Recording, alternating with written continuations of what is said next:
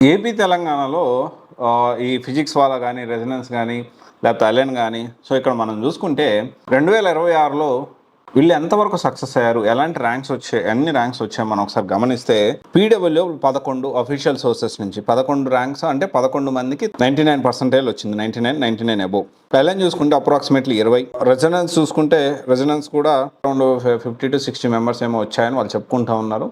కానీ కొన్ని వేల మంది చదివే విద్యార్థులు ఈ ర్యాంక్స్ చూసి మనము ఈ ఇన్స్టిట్యూషన్స్లో మనం జాయిన్ అవ్వచ్చా, ఈ ఇంటర్ ప్లస్ జేఈ కాలేజెస్లో మనం జాయిన్ అవ్వచ్చా, డెసిషన్ తీసుకోవచ్చా? సింపుల్ థింగ్ ఏంటి అంటే 100 బ్రాంచ్లు ఉన్న నారాయణ, శ్రీ చైతన్య అయినా, ఎల్ఎన్ అయినా, బన్సాల్ అయినా, లేకపోతే రెజొనెన్స్ అయినా, లేకపోతే ఇంకా చెప్పుకుంటూ పోతే ఇంకా బోలెడు ఉన్నాయి 100 బ్రాంచెస్ ఉన్న వాటి గురించి మనం మాట్లాడుకుంటే, ఆకాష్ అయినా. ఓకే, సో ఇవన్నీ కూడా ఏంటి అంటే 100 బ్రాంచెస్ ఉన్నాయి. కొంతమంది ఫ్రాంచైజీలు ఇస్తూ ఉంటారు, కొంతమంది బ్రాంచ్లు నడిపిస్తూ ఉంటారు. కానీ మనం ఆలోచించాల్సిన విషయం ఏంటి అంటే ఇన్ని బ్రాంచెస్ ఉన్నాయి కదా, వందల క్యాంపస్లు ఉన్నాయి కదా, ఇన్ని వేల మంది స్టూడెంట్స్లో ఇన్ని 100 బ్రాంచెస్లో ఏది క్వాలిటీ, ఎక్కడి నుంచి ర్యాంక్స్ ప్రొడ్యూస్ చేస్తున్నారు అనేది మనకి ఇక్కడ చాలా ఇంపార్టెంట్. మసిబూసి మారేడుకాయ అంటే ఎక్కడో ఒక దగ్గర ర్యాంక్ వస్తే మొత్తం వీళ్ళు ప్రమోట్ చేసుకుంటూ ఉన్నారు. పేరెంట్స్ కూడా ఇదే నిజమని ముందుకెళ్తూ ఉన్నారు. అండ్ ఇంకొంతమంది ఏం చేస్తూ ఉన్నారు, చాలా తెలివిగా ప్రచార ఆర్భాటాలతోటి విద్యార్థుల్ని, తల్లిదండ్రుల్ని మోసం చేస్తూ ఉన్నారు. వీళ్ళు కాదు, జనరల్గా చెప్తున్నాను. అసలు జేఈలో కంప్లీట్ అసలు అనుభవం లేనో, డబ్బులు ఉన్నాయి కాబట్టి నేను ఇన్వెస్ట్ చేస్తాను, ఎవరో ఇన్వెస్ట్మెంట్ పెడతారు, ఇంకెవరో దాన్ని నడిపిస్తారు, ఇలా కూడా చేస్తూ ఉన్నారు.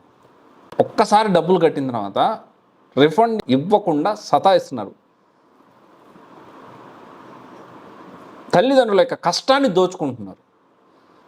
కానీ గుడ్డిగా వెళ్ళి మన వాళ్ళు కూడా అక్కడే జాయిన్ అవుతూ ఉంటారు. ఈ విషయంలో ఈ ఇంటర్ ప్లస్ జేఈ అనేది deciding factor.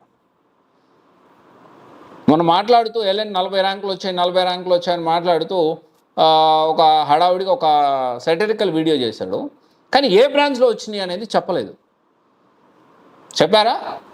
Not only LN, you take any దీనికి సంబంధించి కొంతమంది మాత్రమే వాళ్ళ రిజల్ట్స్ని ట్రాన్స్పరెంట్గా జనాల్లోకి తీసుకెళ్తున్నారు. చాలా తక్కువ మంది మాత్రమే నిజంగా రిజల్ట్స్ బేసిస్లో మీరు నిర్ణయం తీసుకోవద్దు.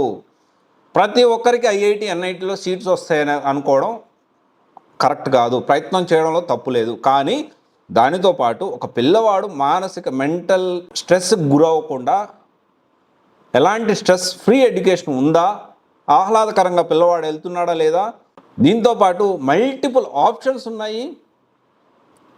జిఎఫ్టీ కాలేజ్ చూడొచ్చు, ఐజరు, నైజరు, ఇంకా బిట్స్, ఇక చెప్పుకుంటూ పోతే బిట్స్ యాట్ రాయొచ్చు, ఇంకా చాలా ఎగ్జామ్స్ ఉన్నాయి. ఎంసెట్లో కూడా మంచి కాలేజెస్ ఉన్నాయి, ఈఏపీ సెట్లో కూడా మంచి కాలేజెస్ ఉన్నాయి. కానీ రైట్ డైరెక్షన్ ఇంపార్టెంట్, పిల్లవాడి మైండ్ హోలిస్టిక్ వేలో డెవలప్ అవడం ఇంపార్టెంట్, మెంటల్ స్ట్రెస్కి కొంచెం కూడా గురి కాకుండా చూసుకోవడం కూడా చాలా ఇంపార్టెంట్. కానీ ఈ మధ్యకాలంలో ర్యాంకులు ర్యాట్ రేస్, ఈ ఎలుకల ర్యాట్ రేస్ అంటారు కదా, దానిలో పడిపోయి విపరీతమైన ఒత్తిడికి గురి చేస్తూ ఉన్నారు. నిజంగా చెప్తా ఉన్నా, డెఫినెట్లీ రైట్ డైరెక్షన్లో వెళ్ళడం ముఖ్యము, రైట్ జూనియర్ కాలేజీని వెతుక్కోవడం కూడా చాలా ముఖ్యము. ఇది డిసైడింగ్ ఫ్యాక్టర్. కానీ అలాగని ఒత్తిడి తీసుకురావడం పిల్లల మీద, నేను అంత డబ్బులు కట్టానుగా నువ్వేం చదువుతున్నావు, అలాంటి మాటలు మాట్లాడొద్దండి.